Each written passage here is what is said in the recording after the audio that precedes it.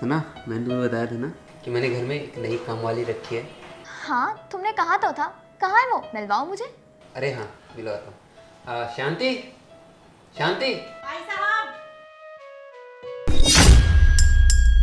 जी साहब, आपने बुलाया? बहू, तू यहाँ क्या कर रही है साहब के घर पे? अरे नहीं नहीं, मैं आपकी बहू नहीं हूँ। आपको कोई गलतफहमी हुई है। कैसी बात कर रही है? भला मैं तुझे पहचान नहीं पाऊंगी? तू मेरी बहू है, मैं तेरी सास हूँ। देखिए, मैंने कहा ना आपसे, आपको लग रहा होगा कि मैं आपकी बहू हूँ, पर मैं आपकी बहू हूँ नहीं। मेरी तो शादी भी नहीं हुई है। क्या बात कर रही है तू? तेरी शादी नहीं हुई है? अरे तेरी शादी मेरे बेटे से हुई है। तू मेरे बेटे की वाइफ है। और मुझे तो ये नहीं समझ में आ रहा कि तू मुझे पहचानने से इनकार क्यों कर रही है? देखिए आंटी जी, मैंने कहा ना आपसे, मैं आपकी बहू नहीं हूँ। हमारा इंसान से गलतफहमी हो जाती है। कभी कभी हमें लगता है कि वो इंसान वही है जो हम उसे समझ रहे हैं, बट एक्चुअली में ऐसा नहीं है। आप मेरे पीछे हाथ धोकर क्यों पड़ गई हैं? मैंने बोल दिया ना, नहीं हूँ मैं आपकी बहू। अरे बेटा, मैं आपके पीछे नहीं पड़ रही हूँ और मुझे कोई गलतफहमी नहीं हुई है। अरे मैं बूढ़ी जरूर हो गई हूँ, पर इन आंखों में अभी भी इतनी रोशनी बाकी है कि मैं अपने घर के बंदे को पहचान सकती हूँ। मुझे तो लगता है कि आपका दिमागी संतुलन ना खराब है। विक्रम, तुम बताओ ना इनको, मैं इनकी बहू नहीं हूँ। तुम बोलो इनको, मेरी तो शादी भी नहीं हुई है, बताओ ना। अरे हाँ शांति, सना बिल्कुल सही कह रही है। ये तुम्हारी बहू नहीं है, तुम इसके पीछे क्यों पड़ी हो? ये मेरी गर्लफ्रेंड है और बहुत जल्दी हमारी शादी भी होने वाली है। साहब, भला मैं आपसे झूठ क्यों बोलूंगी? ये मेरी ही बहू है साहब, मैं आपसे झूठ नहीं बोल रही हूँ। मेरी बात का विश्वास कीजिए साहब। देख रहे हो कैसे ये औरत झूठ पर झूठ बोले जा रही है। विक्रम, मैं ना तुम्हें बता रही हूँ, अगर तुम चाहते हो कि ये औरत किसी के सामने तुम्हारा इस तरह से मजाक ना उड़वाए, तो इसे काम से अभी के अभी निकाल दो।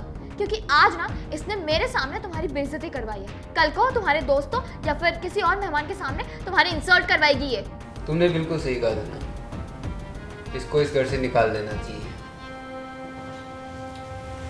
लेकिन मुझे तुमसे एक बात पूछनी है। क्या? मुझे ये बताओ, तुम अपनी सास को पहचानने से मना क्यों कर रही हो? विक्रम, तुम इस औरत पर यकीन कर रहे हो जिससे तुम एक दिन पहले मिले हो, और मुझे तुम कब से जानते हो? तुम मेरी बातों पर यकीन क्यों नहीं कर रहे? अरे बस सना, बहुत हो गया। तो कितना झूठ बोलोगी? मुझे अच्छे से पता है कि ये तुम्हारी सास है, मैं सब जानता हूँ। मतलब मैं कुछ समझी नहीं। मतलब ये कि शांति जब पहली बार मेरे पास काम करने आई थी, तो इसने मेरे वॉलेट में तुम्हारी फ़ोटो देख ली थी। तभी इसने मुझे बताया कि तुम इसकी बहू हो, पर मुझे यकीन नहीं हुआ, इसलिए मैं इसके घर पे गया।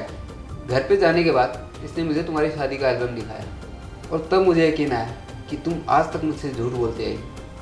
क्यों किया तुमने ऐसा? हाँ, मैंने किया ये सब, लेकिन मैंने ये सब मजबूरी में किया। मेरा पति जिससे मेरी शादी हुई थी, इस औरत का बेटा, शादी होते ही वो तो बाहर दूर चला गया मुझसे। मुझे एक ऐसा पति चाहिए था जो मेरे साथ रह सके, मेरे साथ टाइम स्पेंड कर सके, और वो ऐसा नहीं था। बस इसीलिए मैंने ये सब किया। बहुत गलत किया सना तुमने ऐसा नहीं करना चाहिए था। तुमने मेरे साथ साथ अपने पति और अपनी सास को भी धोखा दिया है। तुम इतनी खुदगर्ज हो गई कि तुमने अपने फ़ायदे के अलावा किसी और के बारे में नहीं सोचा। तुमने हम सब की फीलिंग्स के साथ खेला, हम सब का भरोसा तोड़ा। तुम्हें शर्म आनी चाहिए सना। अरे अगर तुम्हारा पति बाहर गया भी है तो किस लिए गया है? पैसे कमाने के लिए, घर चलाने के लिए, और तुम हो कि उसकी पीठ पीछे ये सब कर रही हो।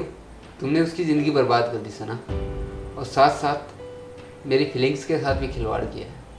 अब मैं तुझे कभी माफ़ नहीं कर सकता। और हाँ, तू इस घर में नहीं रह सकती, निकल जाओ मेरे घर से। विक्रम, पर कुछ नहीं, जाओ यहाँ से। शांति, तुम अपना काम करो। जी साहब।